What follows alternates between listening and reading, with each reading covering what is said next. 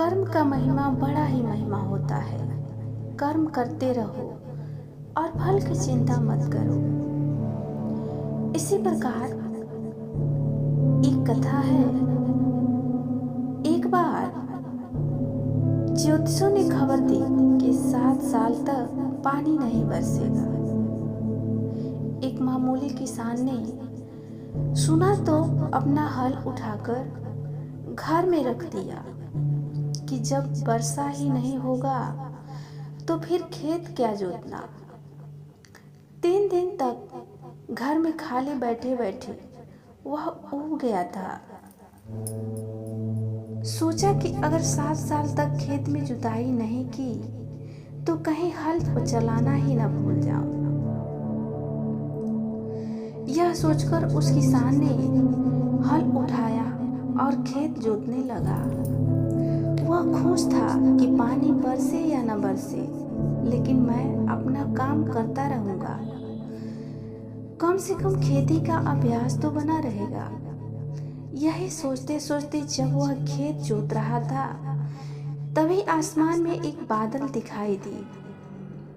अभी तक ऐसे अनेक बादल बिना बरसे ही निकल चुका था, इसलिए उस किसान ने अब बादलों की ओर आंख उठाकर देखना भी बंद कर दिया था। लेकिन एक बादल ने तो किसान को ही पुकार दिया। उसने कहा, अरे वो मूर्ख, तूने सुना नहीं कि 7 साल तक पानी नहीं बरसेगा? क्या तू इस भविष्यवाणी से अनजान है? क्या कर रहा है यह? हम बरसने वाले नहीं हैं। बादल की बात किसान ने सुनी तो उसने कहा, भाई, मैं बैठे बैठे घबरा गया था। सोचा कि अपना कृषि कर्म करो, कहीं ऐसा न हो कि मैं खेती करना ही भूल जाऊं। पानी बरसे या न बरसे, हल चलाना तो याद रखना है, कहीं भूल न जाऊं 7 साल में। बादल चकित रह गया। किसान क्या कह रहा है? कहीं मैं भी बरसना ही न भूल जाऊं 7 साल में। बादल को लगा कि किसान ठीक कह रहा है। सबको अपना अपना काम करते रहना चाहिए। और वह बरसने लगा और किसान खुशी खुशी अपना खेती करने लगा।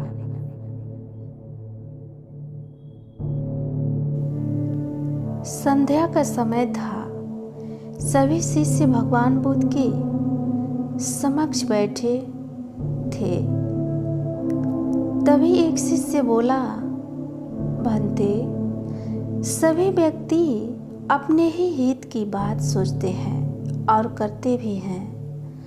ऐसे करने से क्या शांति को प्राप्त किया जा सकता है?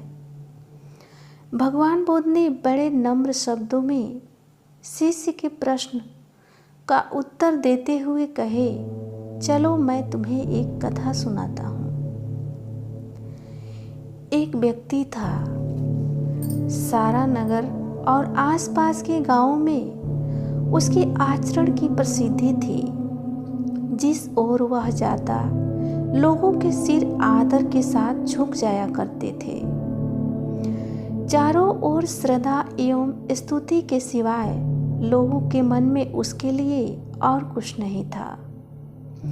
सारा शहर अपने को धन्य मानता था कि ऐसा व्यक्ति उनके शहर में निवास करता है। भगवान के दूत शाम को जब उनके सामने अपनी अनुभूति प्रस्तुत करते तो भगवान को उस व्यक्ति के कार्यकलापों से बड़ी प्रसन्नता होती थी। वे उस व्यक्ति को मुँह मांगा वरदान देने के लिए वर्षों से उत्सुक थे। एक दिन देवदूतों के कहने पर उन्होंने उस व्यक्ति को यह शक्ति देनी चाहिए कि वह यदि किसी बीमार को स्पर्श कर दे तो उसकी बीमारी तुरंत दूर हो जाए। किंतु उस व्यक्ति ने यह कहकर उसे अस्वीकार कर दिया कि यह काम तो भगवान का है। मनुष्य को अगर यह महान शक्ति मिल जाएगी तो संसार में प्राणी भगवान से विमुख होकर मनुष्य को पूजने लगेंगे। कुछ दिन बाद भगवान ने उसे यह वरदान दिया कि जो तुम्हारे संपर्क में आएगा वह कितना ही पापी क्यों न हो, सही मार्ग पर चलने लगेगा। उस व्यक्ति को यह वरदान भी स्वीकार नहीं हुआ। उसने कहा कि यह काम तो अवतारों और पैगंबरों का है। तब भगवान ने कहा कि मैं तुम्हें अपनी सारी ईश्वरीय सत्ता देता हूँ, उसे स्वीकार करो और मुझे असमंजस में से मुक्त करो। इस पर वह व्यक्ति विनय पूर्वक बोला, मुझे आपने मनुष्य देह देकर सब कुछ तो दे ही दिया है, फिर मुझे क्या चाहिए? यदि आपको कुछ दिए बिना तुष्टि नहीं होती है तो कृपया मुझे यह दे दीजिए कि मेरे द्वारा सबका हित होता रहे और मुझे उनका ज्ञान भी न रहे।